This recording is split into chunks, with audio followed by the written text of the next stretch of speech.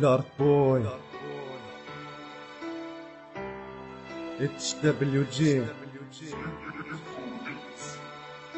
بنبدأ قصة طفل في سن صغير ملاك، من يوم ما جابتها فرحانة جاهك بيدتها، في عمر 10 سنين في عيري صارت مأساة، والعولة جرب في ضمة من ضربة حستها، طلعت شافت من خيمة بيتها ملوح لقات عليه الناس داروا الزحمة قالوا صري لياتها، ما بعد اللي رباتها من قدام عينها قاموه، فقدوا فيه الامل معيتي طرفوه من عملية لعملية، ملقوه حد يطوى ناقص عليهم دم زيد بتر وتشوه، فصيلته بيه موجب ما في حد نفس الفصيلة، هم تصلي وتدعي لربي خليك ليا، برعوا لأهل الخير قعد نهار تام بليلة، قال الدكتور ليوم الولد طلع من العملية، شن حاله يا دكتور طمني قلبي محروق، قال لها يا اختي لازم يتحول للحروق، مستشفى الحروق بترولة أجزاء من جسمه، الدكتور عيونه دم ما يرعش ومقوي عزمه، تشوه توتر خوف دقات القلب من خفضل علينا كنا درناه، وامري لي ربي وكلته، دموع وتوتر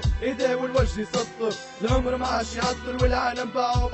ما عدل لنا متخدر استر يا ساتر، توتر عمره ما يعطل والفرحة باتر، دموع وتوتر ايديه والوجه يسطر، العمر ما عاش يعطل والعالم باعه ما عدل لنا متخدر استر يا ساتر، توتر عمره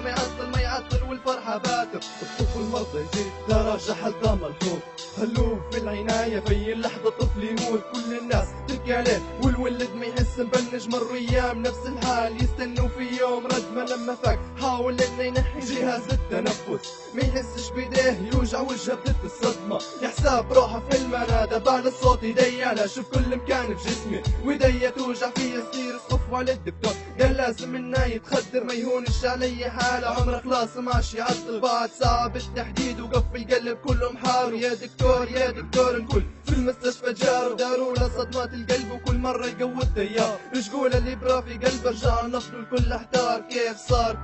من ساعة كان يكلم فينا، تشوه بدر دموع ربي العالي يلطف بينا، دموع وتوتر ايديه والوجه يسطر، العمر ما عاش يعطل والعالم باعه ما عدل لنا متخدر استر يا ساتر، توتر عمره ما يعطل والفرحة باتر، دموع وتوتر ايديه والوجه يسطر، العمر ما عاش يعطل والعالم باعه ما عدل لنا متخدر استر يا ساتر، توتر عمره